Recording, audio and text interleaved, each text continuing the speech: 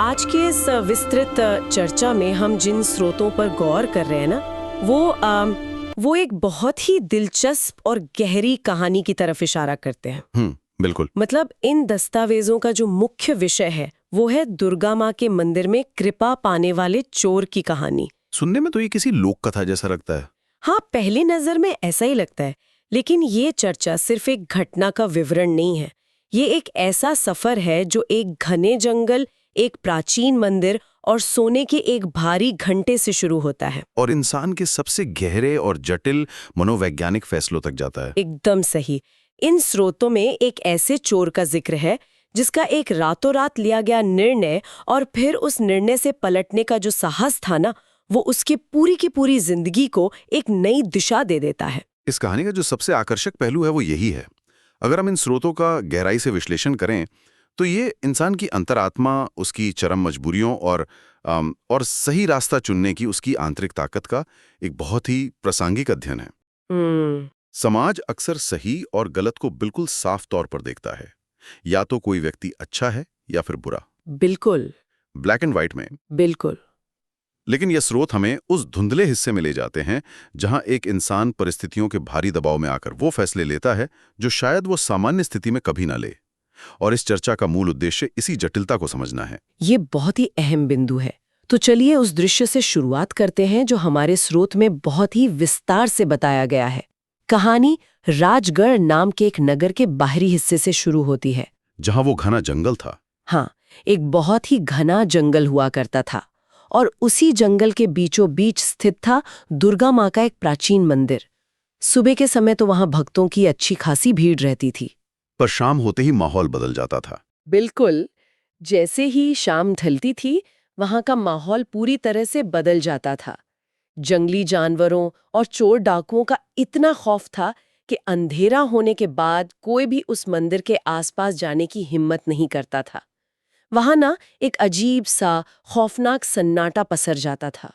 और पता है, वो सन्नाटा और वो डरावना माहौल महज एक पृष्ठभूमि नहीं है। अगर मनोवैज्ञानिक नजरिया देखें तो ये एक बहुत गहरा रूपक है। वो कैसे? ये जंगल और उसका खौफ समाज के उस हाशिए को दर्शाता है जहां इंसान अक्सर अकेला पड़ जाता है। जब कोई व्यक्ति अपने जीवन के सबसे बड़े नैतिक और आर्थिक संघर्षों से गुजर रहा होता है ना, तो वो भी एक तरह के अंधेरे और अकेलेपन में ही होता है, ठीक उस डरावने जंगल की तरह। ये नजरिया काफी अलग और सोचने वाला है। और इसी अकेलेपन के बीच कहानी एक नया मोड़ लेती है। शाम का वक्त है और मंदिर के पंडित जी सुरक्षा कारणों से मंदिर के कपाट बंद करके ताला लगा रहे हैं। तभी वहां लाल नाम का एक आदमी पहुंचता है। वो पंडित जी से बड़ी ही विनम्रता से विनती करता है कि अगर वो बस 2 मिनट और रुक जाए तो वो भी दुर्गा माँ के दर्शन कर लेगा। लेकिन पंडित जी नहीं रुकते। नहीं, वो जंगल के उस खतरनाक माहौल का हवाला देते हैं और अपनी जान के डर से वहां से तुरंत अपने घर की ओर निकल जाते हैं। यहाँ स्रोत एक बहुत ही दिलचस्प विरोधाभास प्रस्तुत करता है। क्या? देखिए, पंडित जी जो धर्म और आस्था के रक्षक हैं, वो बाहरी खौफ से डरकर वहां से चले जाते हैं। उन्हें लगता है कि सामने खड़ा व्यक्ति कोई देर से आया हुआ श्रद्धालु है, लेकिन असलियत कुछ और ही है। लाल के अंदर का डर उस जंगल के डर से कहीं बड़ा है, और वो है अस्तित्व का डर। बिल्कुल सही। क्योंकि असल में वो आदमी यानी लाल कोई आम भक्त था ही नहीं। वो पास के ही गांव में रहने वाला एक चोर था और उसकी नजर मंदिर की मूर्तियों, आस्था या दर्शन पर नहीं थी। उसकी नजर मंदिर में लगे उस भारी भरकम सोने के घंटे पर थी। हाँ, वो कई दिनों से उस मंदिर की रेखी कर रहा था और चोरी करने की फिराक में था। जैसे ही पंडित जी वहां से जाते हैं, लाल मौका पाकर मंदिर का ताला तोड़ देता है और उस सोने के घंटे को चुरा लेता है। अब अगर इस ताला टूटने की घटना को हम मनोविज्ञान के चश्मे से देखें तो स्रोत में एक बहुत ही महत्वपूर्ण बात कही गई है। बताइए। लाल ये चोरी किसी महंगे शौक को पूरा करने या रातों रात अमीर बनने के लालच में नहीं कर रहा था।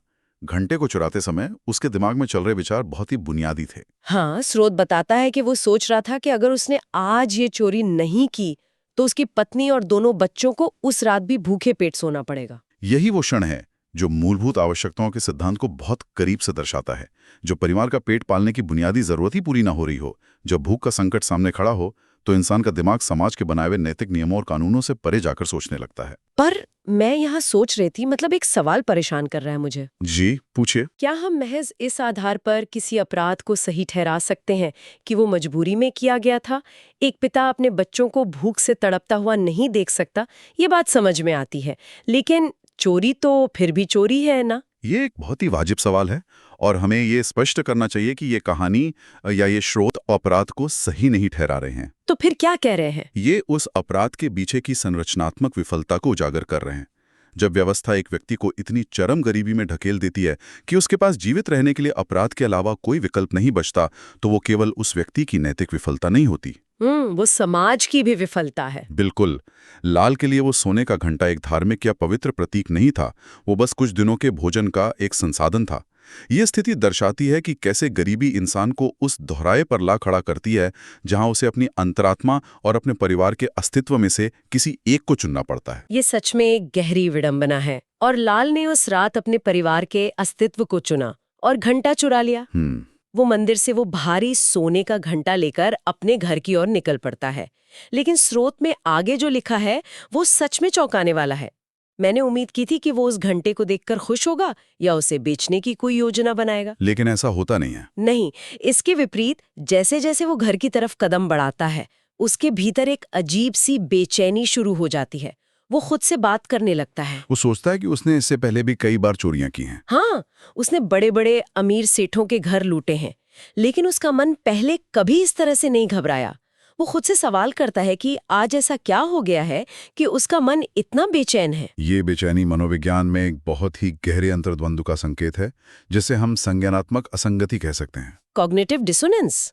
हाँ, ये कोई पुलिस का डर या पकड़े जाने का खौफ नहीं था। ये इंसान की अपनी अंतरात्मा की आवाज थी, जो अचानक एक झटके से जाग उठी थी। जब लाल ने अमीर सेठों के यहाँ चोरी की होगी, तो शायद उसने खुद को ये कहकर सांत्वना दी होगी कि उन सेठों के पास बहुत पैसा है, थोड़ा कम हो जाएगा तो उन्हें फर्क नहीं पड़ेगा। लेकिन एक पवित्र स्थान से चोरी करना, बिल्कुल, एक ऐसी जगह से चोरी करना जो लोगों की आस्था और उम्मीद का केंद्र है, उसके आंतरिक मूल्यों से टकरा गया। यानी उस जगह की पवित्रता ने उसके भीतर के उस चोर को चुनौती दी जो अब तक खामोश था। लाल को लगने लगा कि शायद दुर्गा माँ खुद उसे कुछ समझाना चाह रही हैं।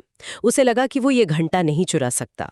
वो खुद से कहता है कि वो आया तो चोरी करने था, लेकिन उस सन्नाटे और उस भारीपन ने उसका मन बदल दिया। और फिर वो जो करता है वो इस पूरी कहानी का सबसे बड़ा निर्णायक मोड़ है। हाँ, और ये समझना बहुत जरूरी है कि पछतावा और बदलाव में बहुत बड़ा अंतर होता है।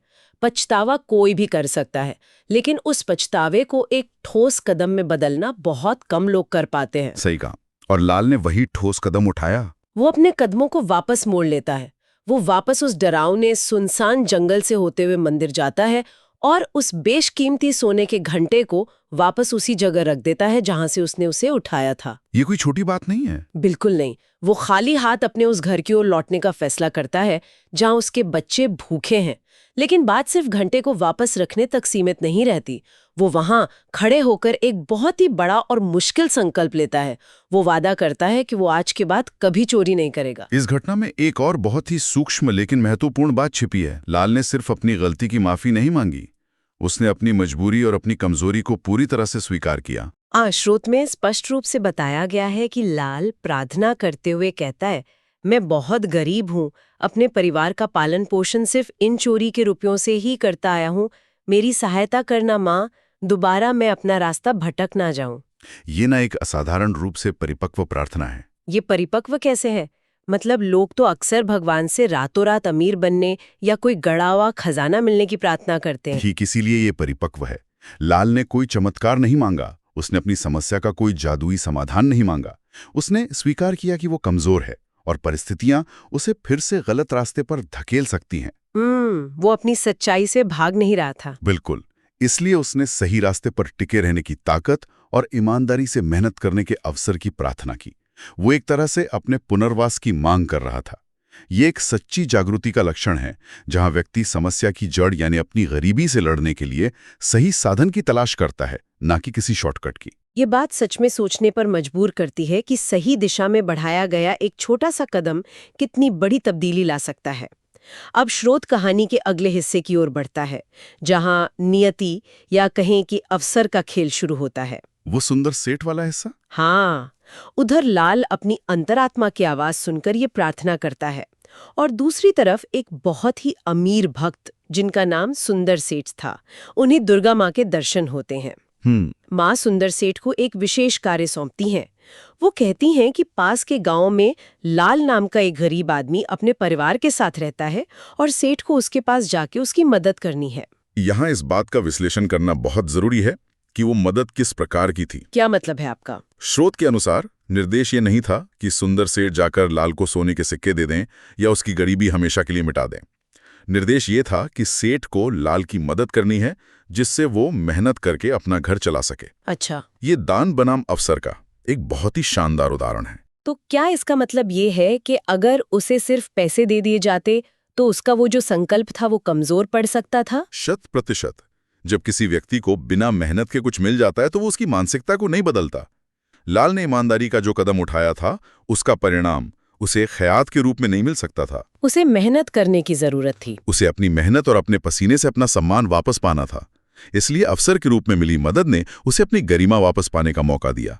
ये समाज के लिए भी एक संदेश है कि किसी का जीवन बदलने के लिए उसे सिर्फ आर्थिक मदद नहीं बल्कि सशक्तिकरण की जरूरत होती है। इसके बाद कहानी में वो दृश्य आता है जब सुंदर सेठ लाल के घर का पता पूछते हुए उसके छोटे से दरवाजे पर पहुंचते हैं। लाल बिल्कुल हैरान रह जाता है। वो तो सेठ को जानता भी नहीं था। हाँ, वो कहता है कि मैं तो आपको जानता तक नहीं सेठ जी, आपको यहाँ किसने भेजा है? और तब सुंदर सेठ मुस्कुराकर कहते हैं कि वो भी दुर्गा माँ के बहुत बड़े भक्त हैं और समझ लो कि उन्हीं की आज्ञा से वो उसे लेने आए हैं। वो लाल को अपने घर पर काम करने का, मेहनत की रोटी कमाने का प्रस्ताव देते हैं। ये जो मुलाकात है ना, ये दो अलग अलग सामाजिक वर्गों का मिलन है। लाल के लिए ये इस बात का प्रमाण था कि जब उसने नैतिकता का रास्ता चुना तो ब्रह्मांड ने उसकी आवाज सुन ली। मनोवैज्ञानिक रूप से इसे कैसे देखेंगे? जब किसी व्यक्ति को उसके सुधरने के संकल्प के ठीक बाद एक सकारात्मक प्रतिक्रिया मिलती है तो उसका वो नया नैतिक ढांचा और भी मजबूत हो जाता है। लाल के अंदर जो एक खालीपन था जो उसे अपराध की ओर ले जाता था, वो अब एक नई उम्मीद से भर गया था। ये वाकई एक बहुत ही सुखद मोड़ है, लेकिन असली परीक्षा तो अब शुरू होती है। लाल अगले ही दिन से काम पर चला जाता है। स्रोत गहराई से बताता है कि लाल और उसकी पत्नी ममता दोनों ने सेठ और सेठानी की बिल्कुल अपने माता पिता की तरह सेवा की। वो सिर्फ कर्मचारी नहीं रहे थे अब। नहीं, वो सिर्फ ऐसे कर्मचारी नहीं थे जो महीने के अंत में अपनी पगार लेकर घर चले जाते हैं। उन्होंने उस घर को और उन लोगों को अपना मान लिया था। सेठानी की तबीयत अक्सर बहुत खराब रहती थी, वो चल फिर भी नहीं पाती थी। और लाल और ममता ने उनका पूरा ख्याल रखा। दिन रात सेठानी खुद ये बात मानती हैं कि लाल के आने से उनके जीवन में बहुत सुकून और आराम आ गया था। अगर हम एक मालिक और नौकर के इस रिश्ते के विकास को देखें तो ये समाजशास्त्र का एक बहुत ही दिलचस्प अध्ययन है। ये रिश्ता पूरी तरह से एक आर्थिक लेनदेन के रूप में शुरू हुआ था। एक के पास पैसा था और दूसरे के पास श्रम। बिल्कुल, लेकिन लाल की निष्ठा, उसके समर्पण और सबसे बढ़कर उसकी ईमानदारी ने इस व्यवसायिक रिश्ते की दीवारों को तोड़ दिया। ये दर्शाता है कि मानवीय संवेदनाएं किसी भी वर्ग भेद से बहुत ऊपर होती हैं। वो परिवार बन गए थे। हाँ, लाल अब सिर्फ एक काम करने वाला नहीं था। उसने अपनी भावनात्मक मेहनत से उस घर में एक देखभाल करने वाले की जगह बना ली थी। और यही समर्पण कहानी के उस भावुक हिस्से की नींव रखता है जो इन स्रोतों में बहुत ही स्पष्ट रूप से उभर कर आता है। सेठानी को धीरे धीरे यह आभास होने लगता है कि अब उनका अंतिम समय नजदीक आ गया है। अपनी मृत्यु से ठीक पहले वो सेठ जी से कहती हैं कि उन्हें पूरा विश्वास है कि उनके जाने के बाद लाल उनका पूरा ध्यान रखेगा, उन्हें कभी अकेलापन महसूस नहीं होने देगा। और इसी अटूट विश्वास के चलते वो एक बहुत बड़ी इच्छा जताती हैं। वो लाल को वारिस बनाना चाहती थी। हाँ, वो लाल को अपनी पूरी जायदाद का वारिस बनाना चाहती थी। ये एक अविश्वसनीय रूप से बड़ा निर्णय था। जरा उस विरोधाभास को देखिए। एक समय था जब ये वही लाल था जो दूसरों की संपत्ति पर नजर रखता था, जो ताले तोड़कर दूसरों की मेहनत की कमाई चुराता था। और आज वही लाल अपनी निस्वार्थ सेवा और सच्चाई के बल पर एक बहुत बड़े साम्राज्य का वैधानिक वारिस बनने जा रहा था। ये किसी इंसान के चरित्र में आ सकने वाले पूर्ण बदलाव का सबसे बड़ा और प्रत्यक्ष प्रमाण है। लेकिन कहानी यहाँ खत्म नहीं होती है। कुछ महीनों बाद सेठानी इस दुनिया से चल बसती हैं। उनके जाने के बाद सेठ जी बिल्कुल टूट जाते हैं। अकेले और उदास पड़ जाते हैं। उनका उस बड़ी सी हवेली में मन नहीं लगता। तो लाल के बच्चे थे वहां? हाँ, तभी लाल के बच्चे उनके जीवन में एक नई उम्मीद और रोशनी लेकर आते हैं। स्रोत में एक बहुत ही मार्मिक दृश्य का वर्णन है, जहां सेठ जी उन बच्चों के लिए बाजार से खिलौने लाते हैं। बच्चे पूरे घर में शैतानी करते हैं और उन मासूम बच्चों की मीठी मीठी बातें सुनकर सेठ जी खुश हो जाते हैं। उनकी आंखों में खुशी के आंसू आ जाते हैं। वो सन्नाटा और अकेलापन जो सेठानी के जाने के बाद घर में पसर गया था, वो बच्चों की हंसी से कहीं गायब हो जाता है। अंततः सेठ जी लाल से कहते हैं कि अब तुम ही मेरा परिवार हो। वो उसे गोद ले लेते हैं। वो सेठानी की अंतिम इच्छा को पूरा करते हुए लाल को कानूनी रूप से अपना बेटा बना लेते हैं। वो वकील को बुलाते हैं और अपनी सारी जायदाद लाल के नाम कर देते हैं। इस पूरी घटनाक्रम में जिस चीज का विश्लेषण सबसे ज्यादा जरूरी है, वो है लाल की इस फैसले पर प्रतिक्रिया। ये बहुत जरूरी पॉइंट है। जब सेठ जी उसे करोड़ों की वो जायदाद सौंपते हैं तो वो खुशी से उछल नहीं पड़ता। वो उस संपत्ति को पाकर जश्न नहीं मनाता। इसके बजाय उसकी आंखों से आंसू छलक पड़ते हैं। वो रोने लगता है। वो रोते हुए कहता है कि सेठ जी, आपने मुझ पर पहले से ही इतना बड़ा एहसान किया है, मुझे इतना प्यार और सम्मान दिया है कि मुझे आपसे और ये संपत्तियां कुछ भी नहीं चाहिए। वो स्पष्ट रूप से कहता है कि उसकी असली दौलत वो कागज के टुकड़े या हवेली नहीं है, बल्कि वो सम्मान और वो परिवार है जो उसे इस घर में मिला है। ये प्रतिक्रिया सच में ये साबित करती है कि लाल के अंदर का वो अभाव पूरी तरह से खत्म हो चुका था। बिल्कुल, मनोविज्ञान में इसे अभाव की मानसिकता से प्रचुरता की मानसिकता की ओर का सफर कहते हैं।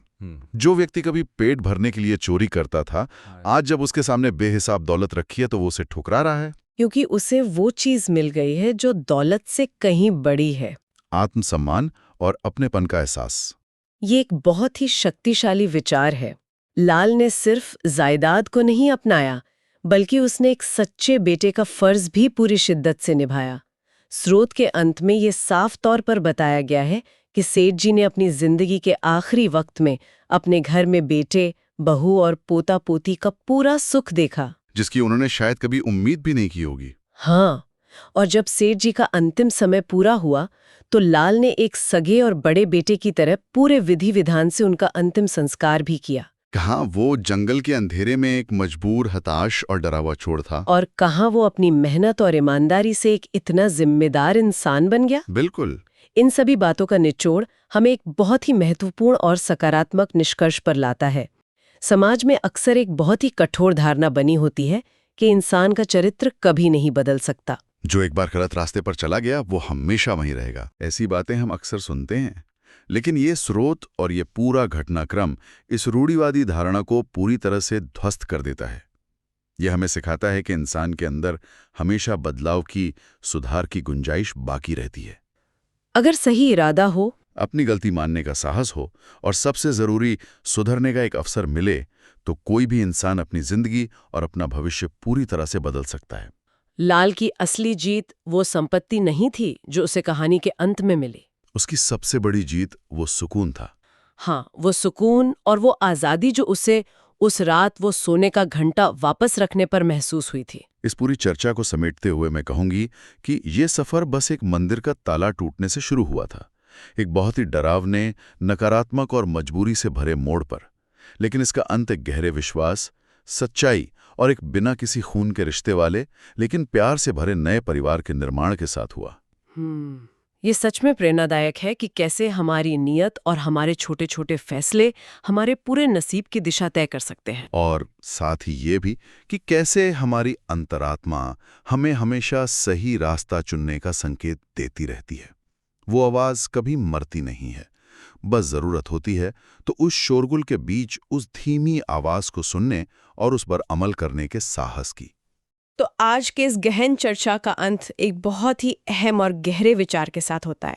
हम अक्सर सोचते हैं कि हमारी गलतियां हमें खत्म कर देती हैं, लेकिन जरा सोचिए, अगर लाल ने उस रात वो सोने का घंटा चुराने का वो गलत फैसला ही नहीं किया होता, अगर वो कभी उस खौफनाक जंगल के मंदिर का ताला नहीं तोड़ता, तो क्या होता? तो क्या उसे कभी उस गहरी आत्मग्लानि और बेचैनी का एहसास होता जिसने उसे जड़ से हमेशा के लिए बदल दिया? क्या ऐसा हो सकता है कि कभी कभी जीवन में की गई सबसे बड़ी गलतियां और सबसे बुरे दौर ही हमारे सबसे बड़े और सकारात्मक बदलाव की अहम चाबी साबित होते हैं? इस गहरे विचार के साथ हम आज की इस चर्चा को यहीं विराम देते हैं। इस पूरी यात्रा में साथ बने रहने के लिए बहुत बहुत धन्यवाद।